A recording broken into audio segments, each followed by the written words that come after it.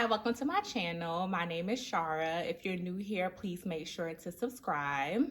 Today I'm joined by Chris for Real People, Real Advice, a space where you can get advice from real people from your desktop, tablet, or phone. All right, so on today's episode, we're going to talk about being gay and different ways on how to be more fluid or how your sexuality can change.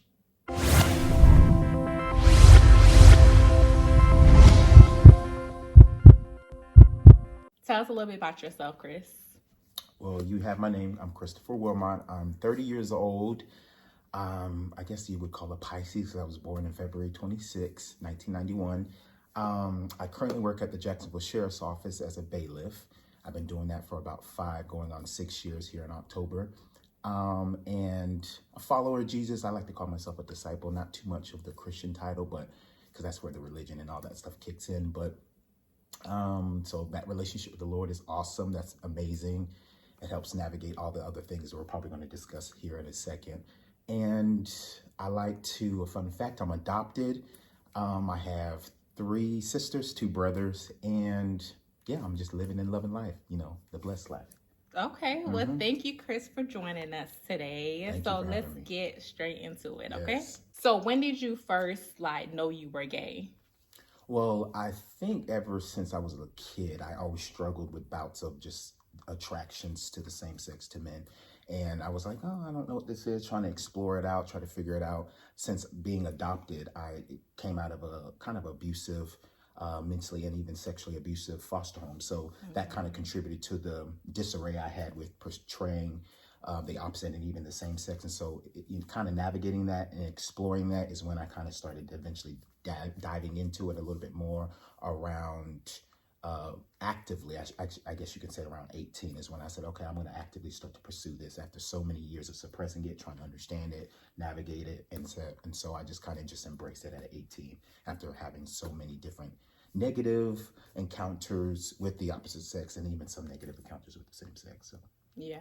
I remember we went to school together, and I remember some people would say oh, Chris is gay. But, you said that you weren't. So if you said you weren't, I believed you. Right, absolutely. You know what I mean? Which most of us do. And I don't think it's even like a lie, because at the time, you're still, like I said, you're still trying to navigate. What is even being gay? Is being gay, I'm attracted to the same sex, or I'm having sex with the same sex, I'm identifying that way.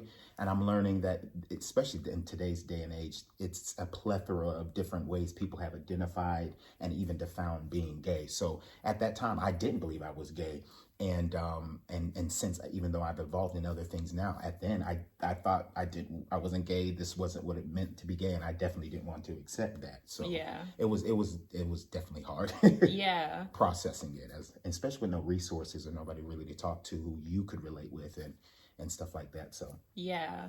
So I wonder, where did they get that from? Was it your mannerisms? Why were they saying that? It's typically the mannerisms that people would identify a person with being gay without them even identifying themselves with being gay. Because like I said, I didn't even know what that was. I knew I had an attraction towards men, but I was I hadn't even explored it.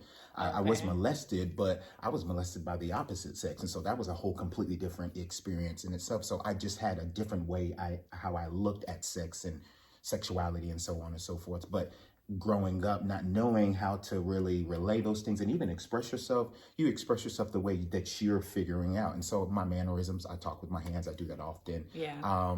Maybe some of the feminine traits that I had. So they immediately attach that femininity with you being gay. If you're a man having femininity, you're gay. If you're a woman having masculinity, you're lesbian. So it's and I think that's their way of trying to understand you. And I remember, even at school, people just ask my friends, is he gay? Is he gay? And I'm like, I don't know why everybody's so interested in my own sexuality. I'm not even that interested in it. Yeah. So it was navigating through it and exploring it. And like I said, at 18, I definitely did that on my own and started exploring in that arena, if you will. What made you start to explore at 18? Why 18?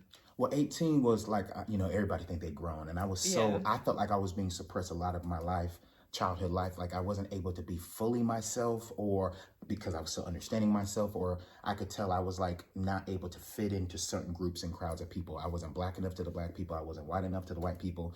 I wasn't even really even gay enough. I found it to the gay people. I'm not straight enough to straight people. So I'm like, let me explore where I fit in. Of course, I found that now through my faith in the Lord. But before that, even though I did kind of know the Lord in a religious way, I didn't embrace that as an identity or definitely a relationship. So 18, you know, you want to be young, wild, and free and embrace everything that makes you who you are at that age or phase. And so that's what I did. And after so many years of suppressing those sexual attractions, I said, let's just engage it. Everybody else is already assuming I'm gay. Yeah. I'm thinking I may be gay, and I'm already kind of trying to lean that way. I might as well just kind of go full-fledged into it. And so 18 is definitely when I had my first boyfriend, first interaction sexually. Okay, so you mentioned that 18 was the time that you decided to explore everything. How did you come out to your friends and your family? Really, I had to first come out to me. I had embraced what coming out was. Like, do I want to be seen as gay? What does gay mean to me? And so once I got that down pat, and I was like, okay, I'm not going to necessarily come out because I have nothing to prove to nobody. I'm not really trying to be accepted by them because at this point I was already accepting me. So my mom was the first to ask me just randomly in conversation. She asked me and called me up. She's like, hey, I just wanted to ask you something randomly out of the blue. She's like, are you gay? And I'm like, yeah. And then, you know how moms are. They tell the whole family. And so most of the family began to know. And then some of them kind of were inquired among one another, but they never really embraced asking me. I think there was like that uncomfortability, like, I'm having to adjust to this whole new person it's now that we are having to either call you or see you. So I think that's, you know, giving them grace where that's concerned. I think that's probably why I didn't really come out and talk to them, have conversations with them about it. But friends and family members and stuff like that just began to see my mannerisms kind of be a little bit more flamboyant. I was a little bit more expressive, as you will, as some would say, with being gay. So I think it just was, it was no longer assumption. It was me, people actually saying, okay, this is his coming out, and he's not necessarily making a big, bold statement, I'm gay, like some do, and I don't knock those who do, but for me, it's like, no, I'm just gonna embrace, this is me embracing me, and then I'm expressing me, and so people just adapted to it. They were like, okay, this is his coming out. So I started dating guys, and of course, bringing guys home, and bringing guys around other friends and stuff like that. They immediately assume, okay, obviously now this has been confirmed, you're gay. And so that's kind of how it just happened. And so I didn't have to do too much talking, just walking. I just walked it out at that time. So it's safe to say that your parents were pretty accepting and your friends, but actually everybody was pretty accepting. Because they accepted me for me way before I was gay. And so this is just like a nuance or something else I'm adding to me, in a sense that they were able to now make an adjustment. And like I said, a lot of people already assumed I was gay. So it's like, okay, I already knew that. I know I had family members or friends that said, oh, I kind of already knew that, or I assumed it. And so you just confirmed it by you now having a boyfriend or whatnot. So it was more so confirming for some, and others it's just an adjustment, but they were able to adjust to it because that was the only thing they really had to adjust to. It's not like I'm completely changing, even though eventually I kind of did, but in the beginning I didn't really, nothing about me really changed besides me hiding behind it, now embracing and expressing it. So I know that you said that at that point when you finally decided to, you know, become more free, you had already worked within yourself. So what did you do to get to that point? I had to embrace who I believed I was. And again, I have a different persona or perspective per se on what gay is. So for me, being gay is the identity. It's not necessarily the sexuality. So I had to embrace that as an identity. And at the time I did. And so I was like, this is who I am. So this is my mannerisms, my characteristics, everything everybody thinks I am. So since that's already there, there's not really much that I have to adjust to, even within myself. So it's now just accepting it. So within myself, I accepted everything that came with what I believe being gay was, and then I started identifying that way. And so inwardly, I would just process, okay, can you see yourself with a man? Yeah. Can you see yourself married to a man? Yeah. Because that's why I got into the lifestyle, not necessarily for the sex and all the other stuff that others may, or, you know, some of the other personas or perspectives or observations thereof. But I got into it for love. So I'm like, okay, this is where I'm going to find love. This is where I'm going to find acceptance. So I've already resolved that within myself. So now it's just expressing it out for everyone else. So it's definitely an inward work. And I think a lot of times coming out for a lot of people is like about other people accepting you. No, you have to accept it. It's an embrace within yourself, because you're going to have to carry that regardless with whatever you believe you are and you've accepted about yourself, you're going to have to accept it because somebody somewhere is going to reject it. And so I had to come to grips with, no, this is who I am, at least for this season. This is who I am, and this is what I'm going to be. Yeah. And just be it, you know, just, Yeah. you know, embrace it and be open with it. Yeah. I know there's a lot of people that struggle with embracing themselves and Yes. you know, just coming out and just being free, being who it is that they want to be. I'm just trying to think of like, what are some tips? Like, what can you actually do to make you feel more comfortable? Like, would you say like talking to yourself or writing, or is there anything, or is it just something that will come over time maybe? It's a little bit of everything. Like over time, you begin to accept, I'm 30 now, so I begin to accept the mannerisms and the characteristics that make up who I am. But for me now, even though I don't identify with being gay anymore, I still accept everything about me. Just like you were saying, you have to come into yourself and embrace everything that makes you who you are. And so for anybody, whatever it is that they identify with, you have to embrace everything that comes with that. With being gay, you have to embrace what comes with being gay and resolve it within yourself, because I think what happens is, if you haven't checked it within yourself and reconciled it within yourself, then you're going to force everybody else to, because you haven't done it within you. So it's like you have to have those silent conversations, whether in your head, I do it out loud. Some people call it talking to yourself. As long as you don't answer yourself, it ain't talking to yourself. So it's like, okay. I talk out loud the thoughts that I'm feeling. I research different things. I have conversations with other people who I can feel accepted and embrace, help me to embrace me. But the key thing is it's me embracing me, not you embracing me. Because even now that I'm a believer in Jesus and follower of that, there's opposition where that's concerned. And I identify that way now, but still somebody somewhere is not going to like you, and you have to like you and love you. And that's a work within you. And you have to do that through, like I said, conversations, therapy. Here is a big component. I did a little bit of that with the Lord and with other people, but therapy, talking out loud, reading, researching, knowing who you are and being confident in it. I think what happens where people are not confident to embrace who they are is because they don't know it. They don't know what is gay, what is Christian, what is whatever it is that you identify, what is black, what is white, what is all these things that have an identity that people identify with. What is that to me? Then once you understand that, then you can fully embrace it. And like I said, that's something you have to do. And you have to almost self-define it. And I think that's what we're seeing in this time. Everybody's self-defining either themselves or other things. And if it works for you, let it work for you. And for that season, it did. And so that's why I was able to do it and be it and express it, because I had already accepted it. So on your website, G.A.Y., I saw that you said in your description that after 5 years of being in a lifestyle, God called you to change your lifestyle. Yeah, so walking you through that, it's going back to the identity sexuality thing. I, at that time, embraced my sexuality as my identity. That's why I was gay, believed I was, and lived that way. And I resolved that and accepted that within myself.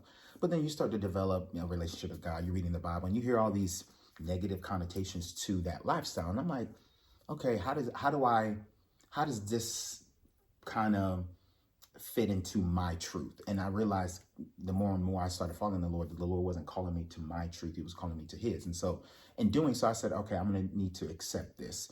And so, but it was hard to accept the truth when I hadn't really understood the love. So I thought God hated gay people. So when he called me out in that season, and what that meant to me was he was calling me to acceptance, calling me to love, calling me to himself. And so I said, okay, I can do that, because I can't be straight at this season, at that point in my life. I was like, I'm not trying to be straight. I don't find anything appealing about being straight. So I'm like, if that's what you're calling me to change, good luck, or God luck, because I'm not going to do that. Yeah. Because I had already embraced that for those 5 years. But when he called me to himself and said, okay, follow me. Don't follow religion. Don't follow this person and that person. These people and these other entities, principles can help, but you're following a person. So I got acquainted more with the person through a personal relationship with the Lord. And that's what I mean by calling away. And he started changing me. And when I say changing me, it wasn't necessarily, just recently have I seen significant progress sexually and sexuality, where my sexuality is concerned, but my identity changed that day. I was like, okay, I'm not going to identify that way, even though I have attractions that way, I have feelings that way. And that's where I kind of go into where that evolving of my sexuality came about because my identity evolved, and I realized so much of who I believed I was only based in sexuality. And I was like, but I kind of feel like I'm more than that. And I wanted people to know more about me than just me being gay at that season, or me being straight, or me being black, or me being whatever. It's like there's more to me that meets the eye and all of those things. And so identifying with the Lord helped me to embrace that and then express that to others the same way I was doing it as I was gay, or when I was gay, rather.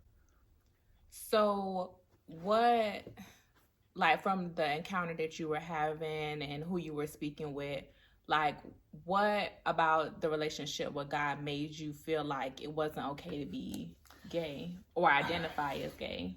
Because I feel like when you read the scriptures, when you listen to sermons, when you go to church, when you have that relationship with God, you see for yourself the requirement that he's requiring of you to be sold out holistically. It's like, I want everything. I want everything that makes you who you think you are. I want that. I want everything you've identified with. I want that. I want all your brokenness. He doesn't shy away from literally anything. All the sexual confusion. I was addicted to pornography, masturbation, all kind of things. And so he was like, give me that.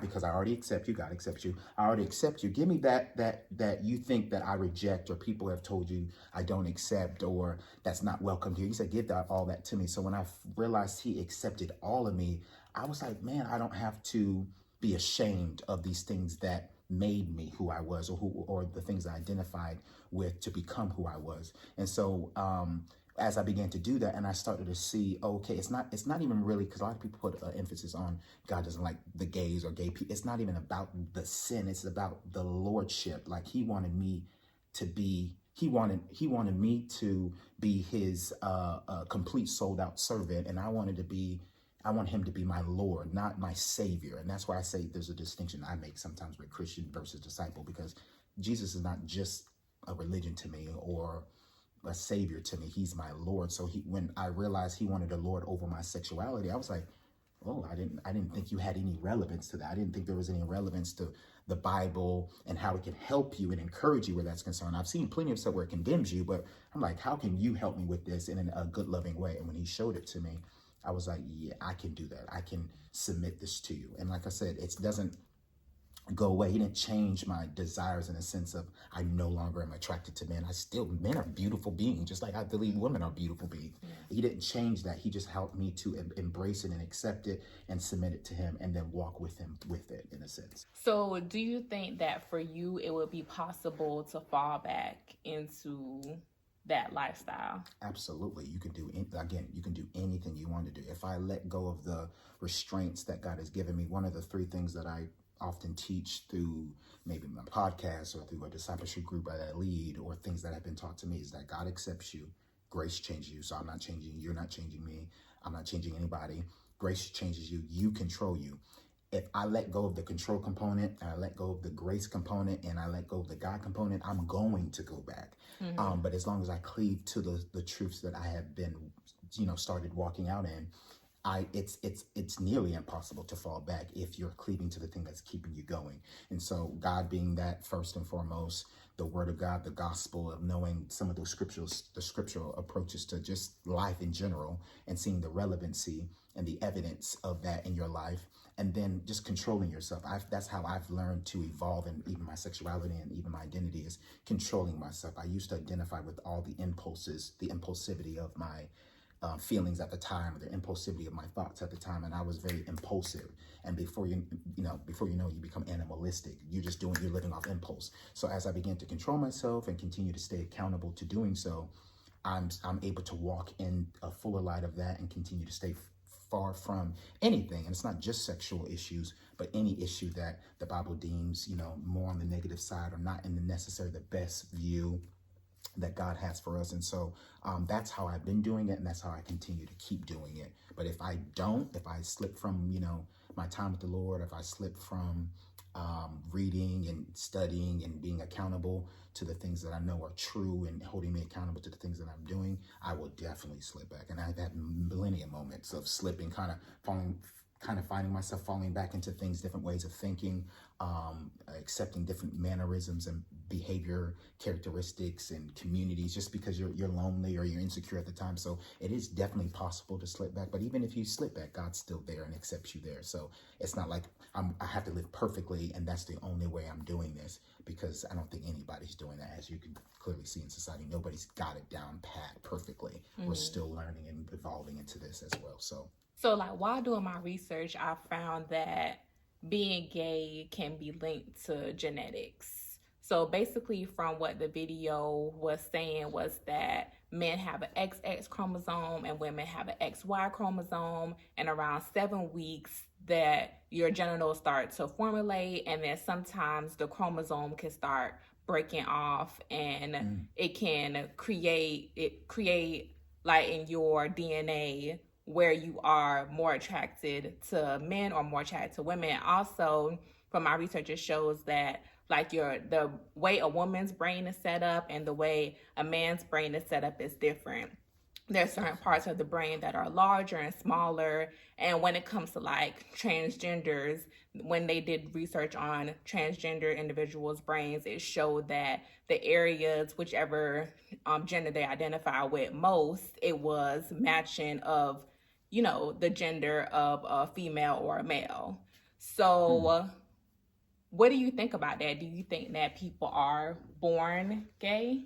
That's an interesting development. At the time when I first started walking out into homosexuality and identifying that way at that time, those researches were kind of inconclusive. So I really need to do more of my own research where that's concerned.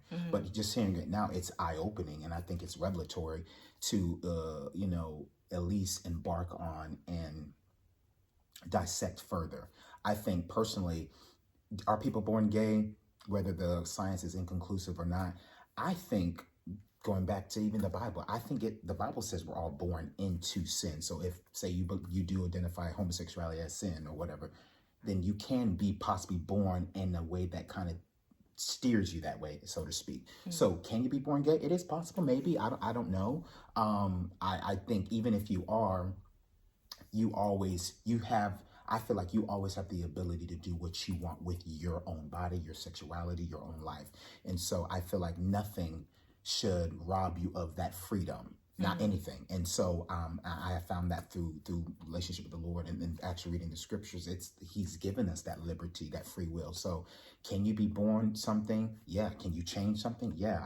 I often say to those arguments sometimes, not to be argumentative, but I often say, if you can change your sex, which a lot of people in the homosexual LGBT community believe, you can change your sex, you can change your sexuality. It's the same. You use the same method, whether it's the brain, XY chromosome, the small, big, large.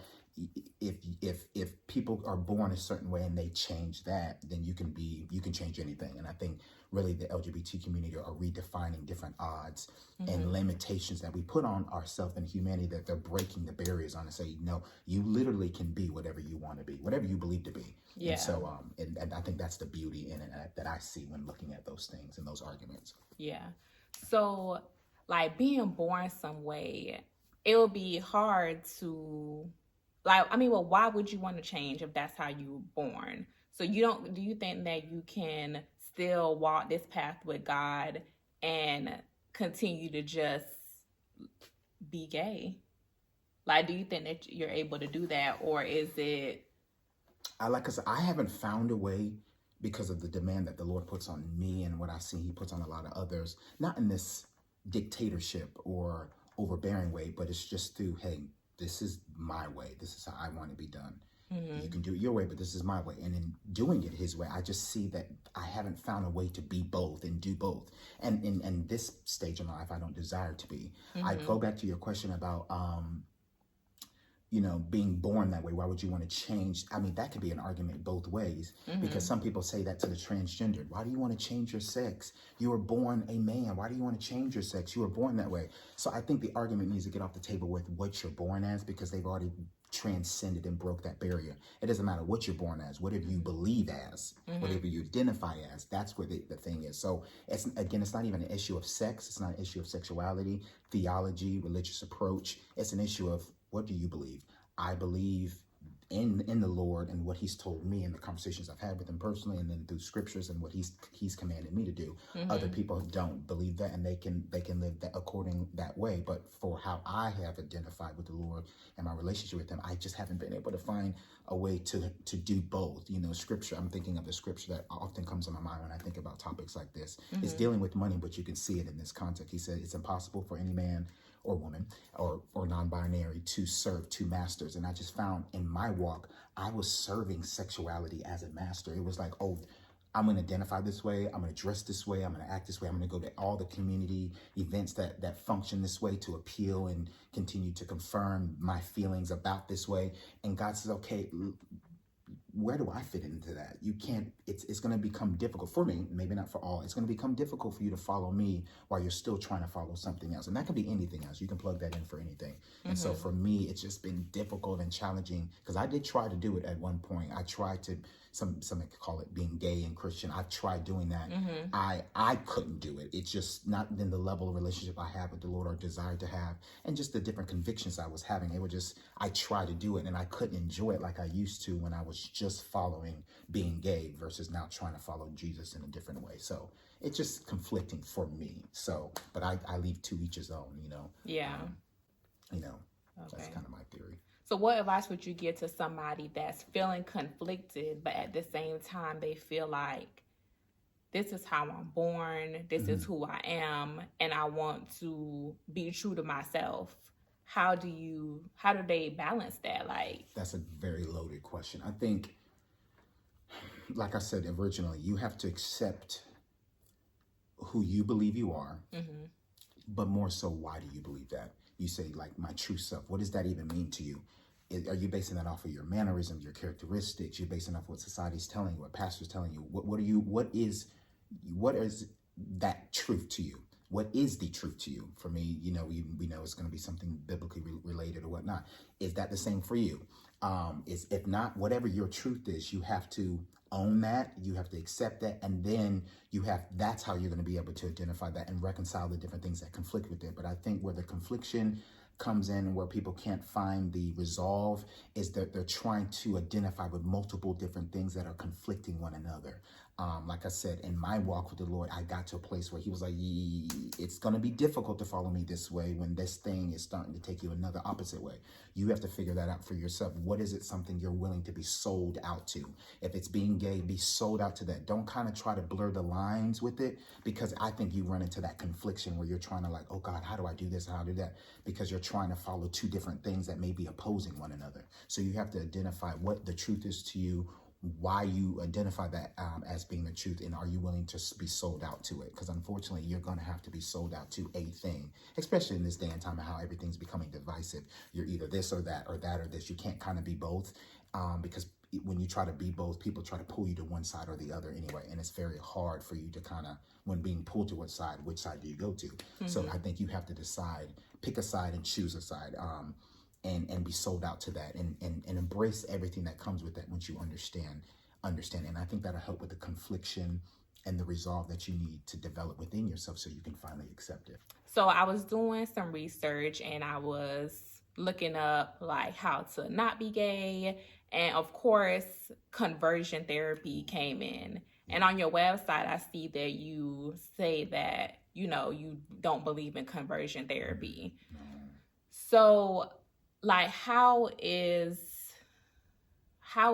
the way that you're changing or reevaluate? How is it different from conversion therapy? Because I don't fully understand it. I just saw, a few videos on it. You may know more about what it is than I do. A little more, maybe, but I don't even know too much because I was never subjected to any of those things. But that's such a good question. What is the difference? Because in some case, I am talking about some form of conversion or change, if you will.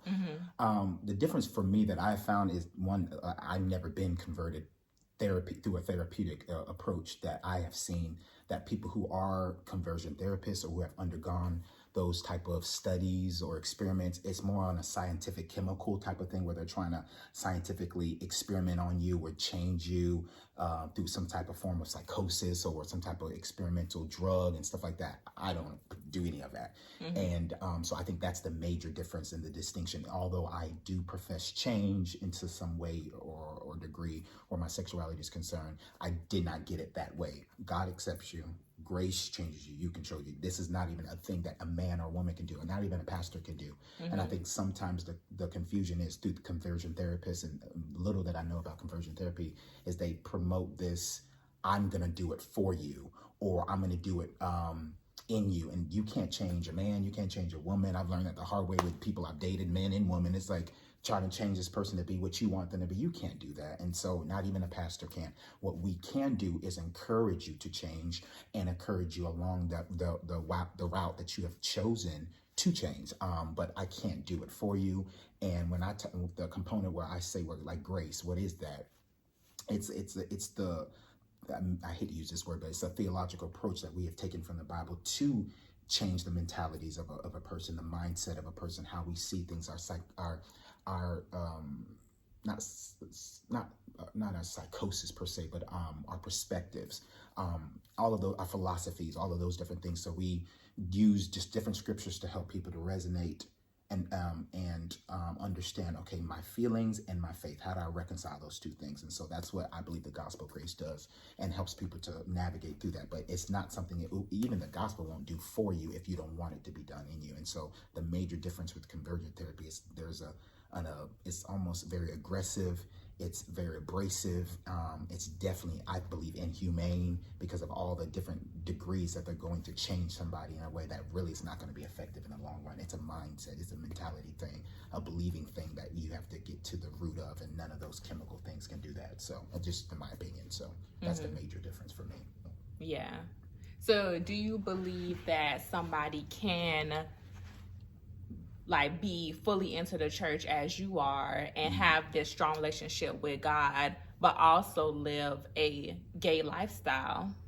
I would have to ask what their definition of full on in the church relationship with God, because for me, I've just noticed people they define things differently. Some people's their idea of a relationship with God is, well, I read the Bible every now and again, and I pray when I need help. But like involved in the church though. But even like involved, to me, that can not be too controversial, but it's like being involved in the church can just be a business, can be a routine, it can become religious. And so being involved in the church doesn't mean you have a relationship with God.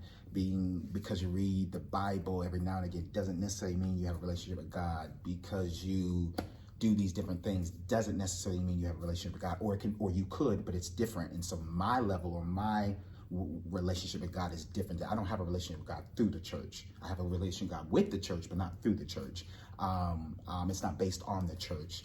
And it's definitely not based on a person from the church. So to me, when people say that, I want them to define exactly what does that mean? What does a relationship with God mean to them? And then also even define what does gay mean? Because I do believe, like if some people would call me gay because I still have same-sex attractions, then to you, I'm gay, but I'm still following God. So I guess you would call me a gay Christian in that context. I don't identify with that. And I don't want people to identify me with that, but people do. So that could be that. But if you're saying, I'm gay, meaning I identify that way, I'm having sex with the same sex, I'm monogamous or an open relationship with the same, and then you're having a singular, how can I say it, relationship with the Lord. I haven't heard anybody to tell me that they're doing both equally. I haven't heard that. And I'm free and I'm open to hear that. I do hear people who go to church, who read the Bible every now and again, who say they believe in God. But then I also see people who live a homosexual lifestyle. I've seen that coexist, but not the same way I'm doing it, is basically what I'm trying to say, if that makes sense. Okay. But do you think it's possible to have a strong relationship with God the way you walk with him and the way, that's the key thing. The way I walk with him? And be fully into the gay lifestyle, have a gay relationship, you live with your partner, like you're full on. Me personally, no, I don't believe that. No. Okay. Not the way I've done it, no. how some others may have, and again, I'm open to hear what those are. I haven't seen people do it the same way and have the same results as I did.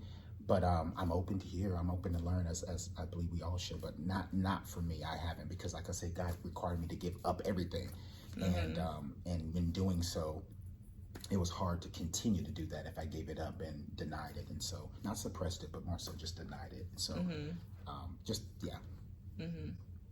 So, I mean, what other things did you have to deny with this walk? With the walk that I'm currently on and have been on, I think it first started with I had to deny the identity of homosexuality. That was the first thing. I had to stop identifying with that.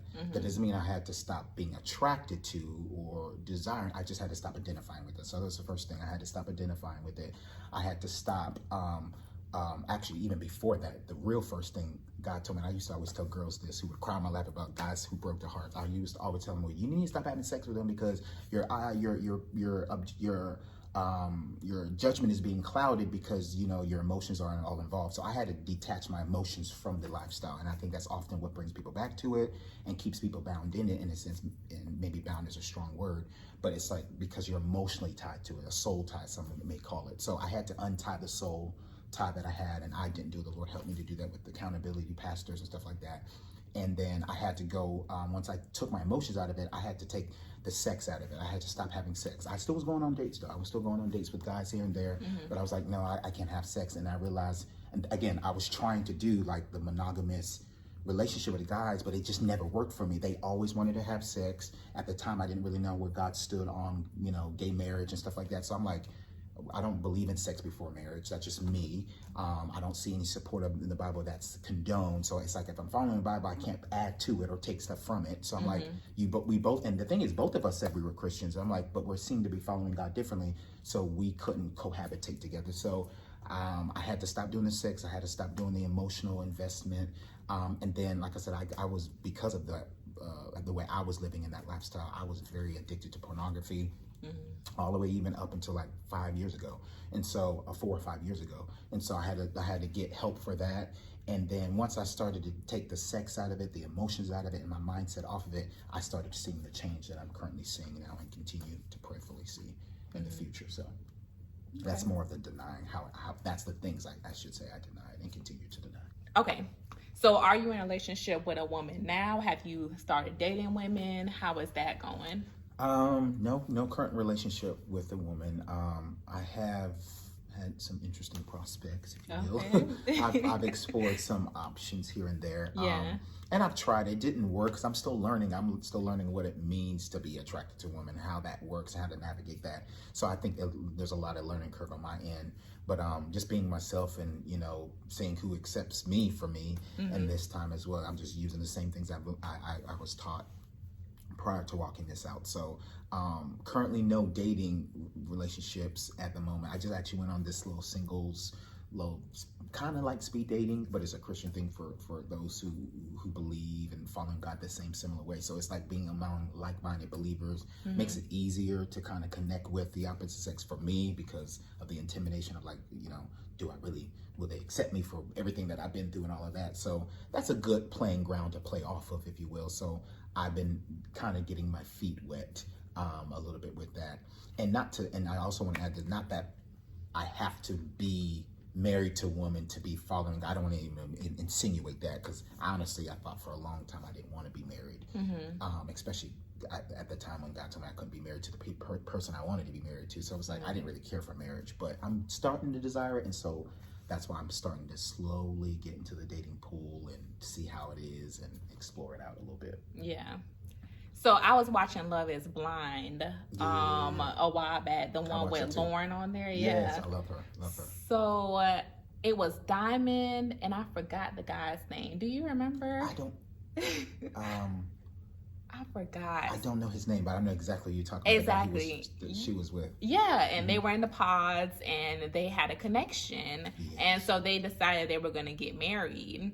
So after the fact, when they finally came out the pods, I'm so sorry I forgot this guy's name. I'm sorry. But he decided to go ahead and tell her that at some point, you know, he was gay and dated men, and she did not take that too well. When you're out in the dating pool, how do you tell people right away, or do you wait, and how is it accepted? I play it by ear, and I don't have much experience with this. I've only, since my conversion or change or whatnot, I've only tried to date maybe two women. Okay.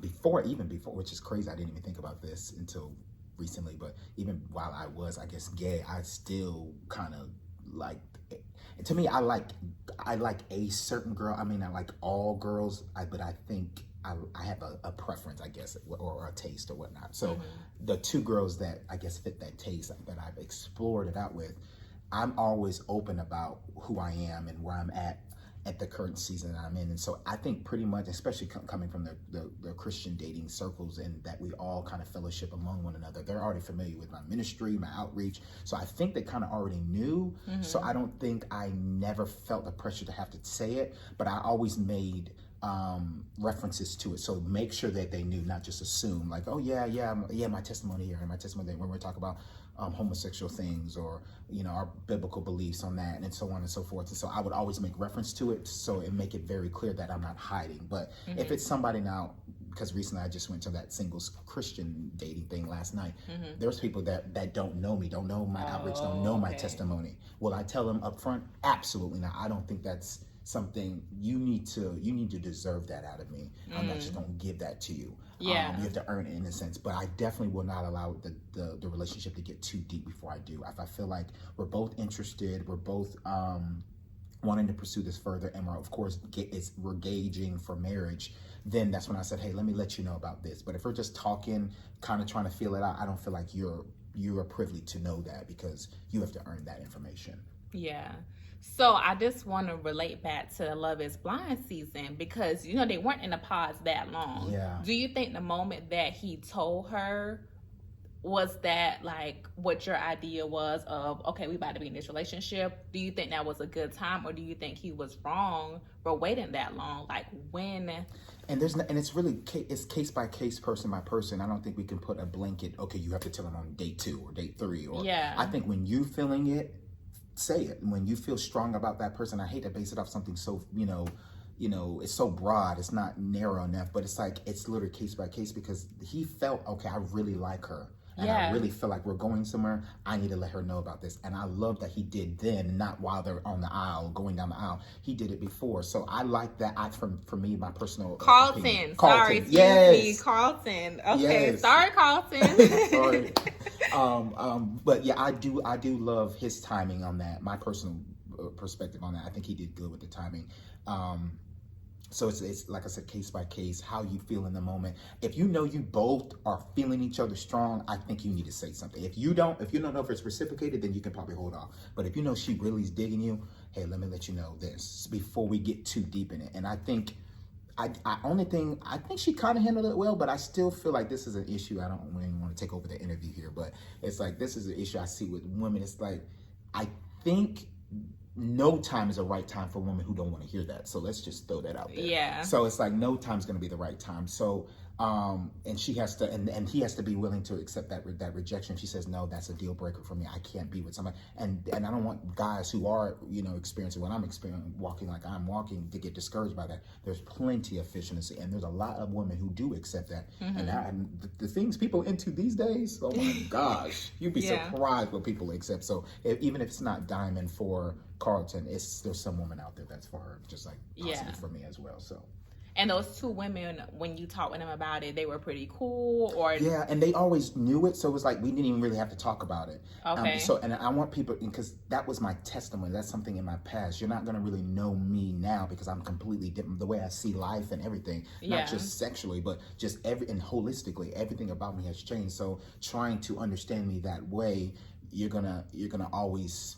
It's going to be low the bar, because I've raised that bar since then. But I do think it's important to tell people your past, so you can kind of know how you got to this present. So that's why I do encourage people, don't be like some of these people. I don't need to tell them because that's my past. Well, your past definitely has shaped some form of your future. So I think you definitely still need to say it. but watch the timing and make sure it's mutual where the feelings are concerned before you do. So if you do say and the rejection is there, you at least know I gave it my all, and you don't have to go back wondering, oh gosh, I wish I would have, I should have, or could I said this or said that. So you don't beat yourself up over it. So just be real, as we always often know. I know this is what your channel's, some of the things that stands on. Be real, be open, be honest about how you're feeling. Even if it's in the moment, it's subject to change. Hey, I don't know if I can get over that. I'm not saying you're a bad person, but I don't know if I can get over that. Let me process that privately. Let me pray on it. Let me seek some other counsel on it. But just make sure. I also would say, even because sexuality is such an idol today, I think if people know that you've been through that, they exalt that over everything and think that that's all that there is to know about you. So don't lose a good relationship over that, especially if the individual's over that. And if this is how you know they're over it, not that I'm taking over the interview here. This is so much on this. This is how you really know they're over it, if they can talk about it openly. And talk about the sexapades at the end, the people that, if you can't talk about it, you're not over it. So I feel like Carlton is somewhat over it. Not saying he doesn't still struggle with it, doesn't have some thoughts or temptation, but he's got to a place of, I can control this. So you have to trust that I can control this if you're going to pursue with me. If not, we don't got to trust. We ain't got nothing. So it's like, that's just to me, that's a clear indication we probably don't need it. I don't need to be dating you anyway. So it's like, and that's kind of my learning. I'm learning this on the fly too, because I just had to do this last night. Okay. So it's interesting. Yeah.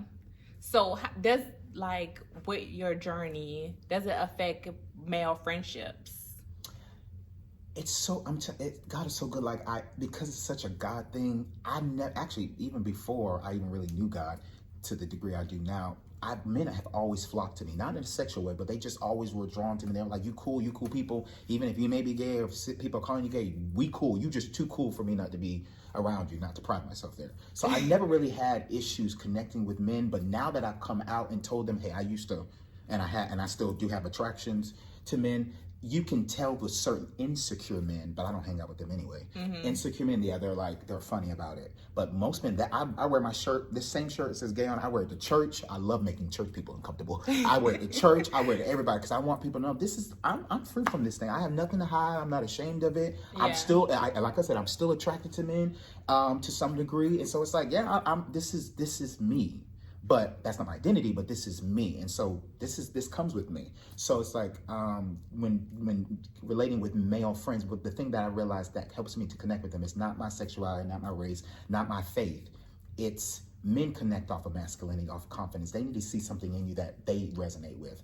Obviously, they don't see gayness in them, or maybe some of them do. They don't see gayness in them. They may not be able to relate off that. But if they can say, man, you confident about just whoever you are, whatever you believe, that's always going to be attractive to any person, not on a sexual level, but just in a holistic level. So I don't really have too many issues with majority of masculine men. Toxic masculine, yeah, I'm always have a problem with that because I don't like that myself. But typically, no. And even Christian men, like, no. There are some of the most loving, but also some of the most insecure too.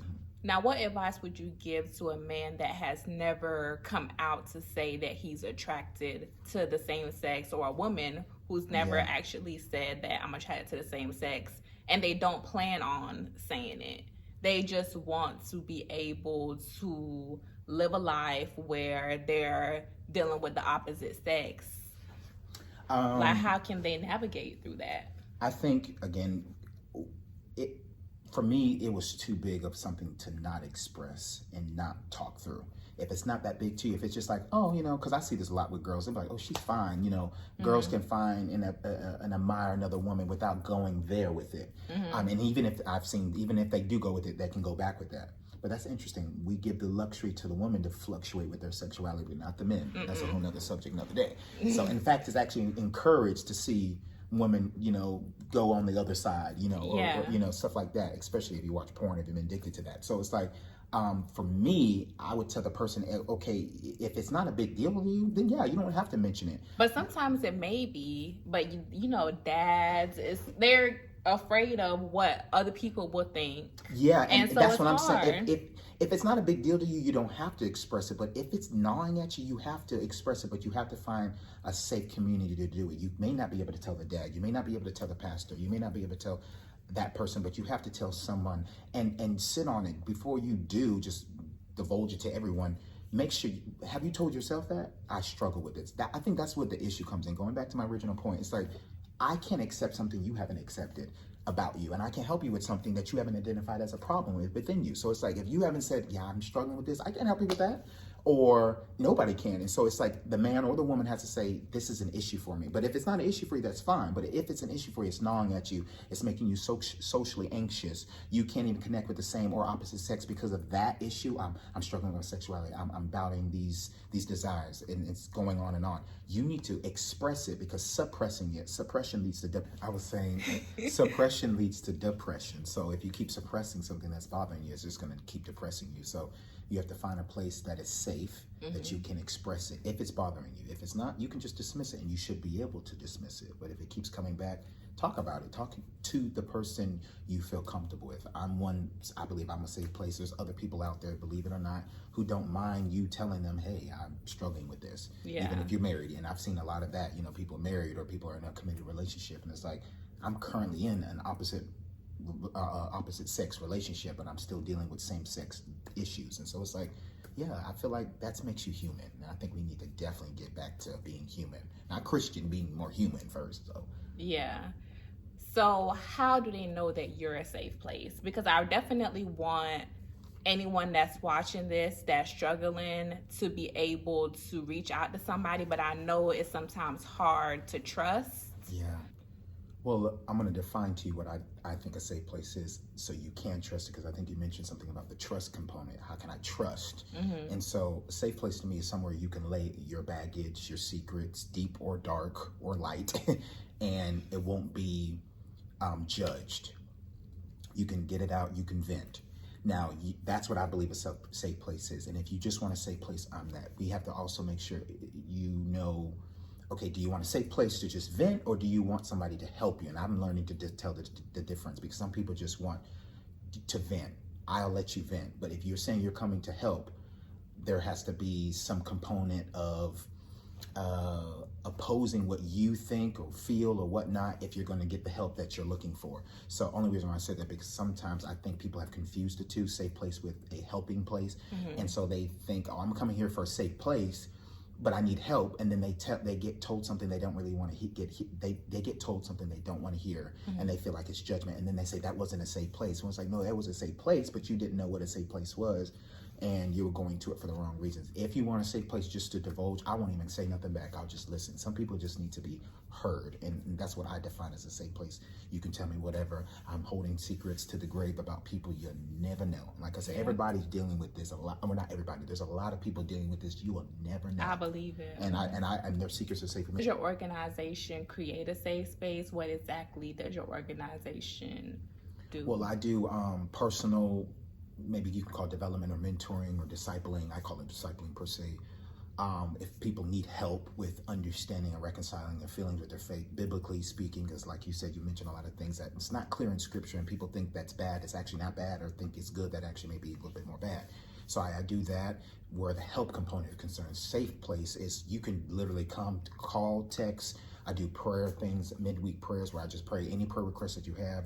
Another way of just, praying over people. If they want me to pray it publicly, I'll say it publicly. Or if they just want to talk privately, like I said, some people just need a listening ear. And right now, since it's just typically me, I have volunteers from time to time who help, but I take on those things. So your secret's safe with me, because it's only going to be told to me.